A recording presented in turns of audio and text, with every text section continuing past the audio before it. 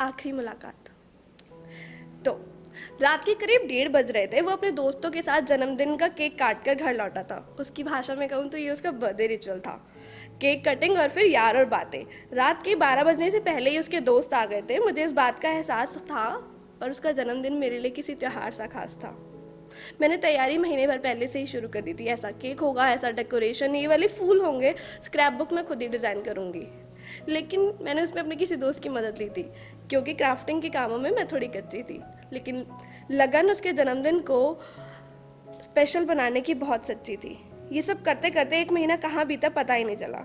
हाँ, तो रात के 11:30 बजे से ही मेरे दिल की धड़कनों ने मैराथन की तरह तेज़ दौड़ना शुरू कर दिया। मैंने पंखा बंद कर दिया और कंबल में सिमट के बैठी थी। ये 1 महीना तो जैसे 5 मिनट की तरह गुजरा, और ये 10 मिनट पूरे साल की तरह मुझे लंबा इंतज़ार करवा रहे थे।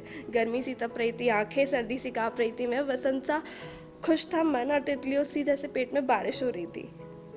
मैं दोस्तों के साथ हूँ कहकर वो चला गया था, पर मेरा दिल घड़ी की सुइयों के साथ सिंक करने की कोशिश कर रहा था। 11:57 पर ही फ़ोन में उसका नंबर डायल कर लिया।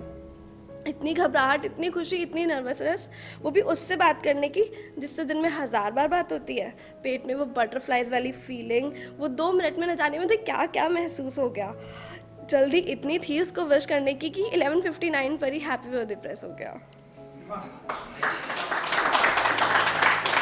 फाइनली फाइनली 12 बजते ही कॉल लगाया।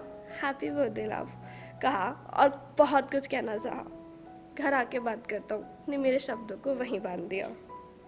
पर अपने हर जज्बात को मैंने एक लंबे से टेक्स्ट में लिखकर उसे भेज दिया। ज़्यादा क्रिंज ना लगे इसलिए पहले थोड़ा डिस्क्लेमर भी दे दिया। वो 1:30 बजे दोस्तों से मिलकर घर के सारे सेलिब्रेशन को पूरा करके मेरे पास आया। वो हमेशा ऐसा ही करता था, अपने हर काम को निपटा कर फिर मेरे पास आता था। उसका सुकून थी मैं, ऐसा कहा करता था वो। उसके thank you for being the perfect girl ने मेरे मन को गुदगुदा दिया। 1:45 पर उसने पूछा तो जाना कहाँ है। मैंने कहा तू मुझे फलाना फलाना जगह मिल जाना, मैं बता दूंगी, फिर साथ चलेंगे।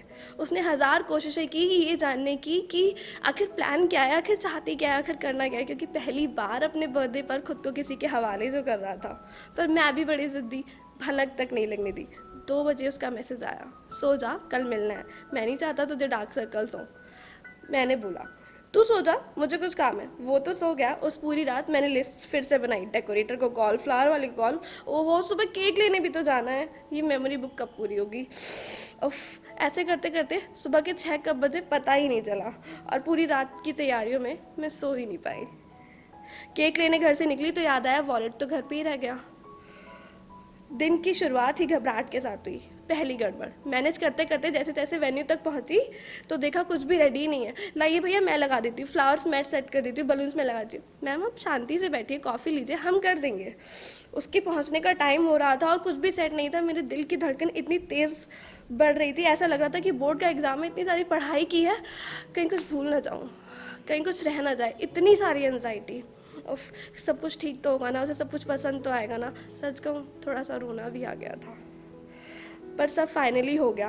दोपहर 1 बजे उसका मैसेज आया, मैं आ गया हूँ। मैं कार से लेने उसे नीचे पहुँची।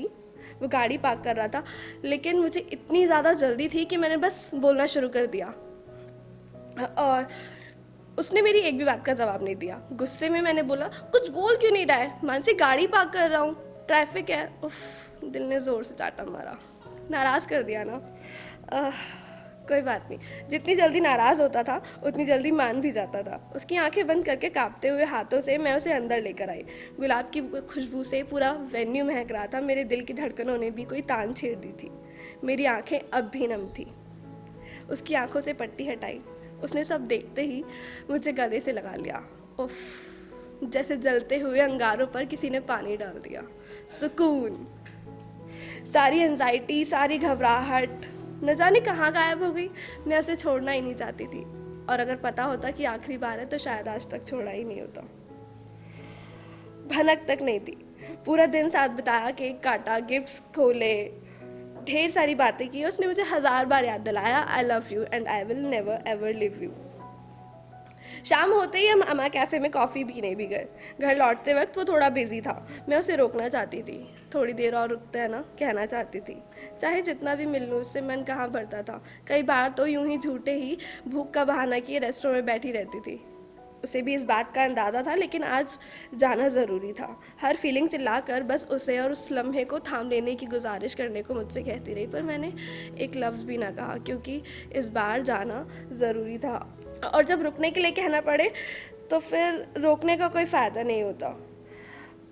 मैंने फिर भी बोल ही डाला, घर जाने का मन नहीं कर रहा। पहले बोलती, अब तो सब आ गए, कहकर उसने गाड़ी का दरवाज़ा खोला। मेरे माथे पर हाथ रखकर बोला, thank you so much, I love you. Feeling से भरा हुआ था मेरा मन, मैंने भी कह दिया happy birthday, love you more. बस उसी मोड़ पर मैं गाड़ी से उतरी और वो आगे चला गया। जब तक उसकी कार मेरी आंखों से ओझल नहीं, मेरी नज़रें उसे ताकती रहीं। दिमाग ने कहा वो चला गया है, दिल ने कहा नहीं, इंतज़ार करो, वो आएगा। और मैं बस हमेशा की तरह दिल की ही सुनती रही, ये जानते हुए भी कि वो नहीं आएगा। मैं बस वहीं खड़ी रही, उसके मुड़ने का इंतज़ार करती रही।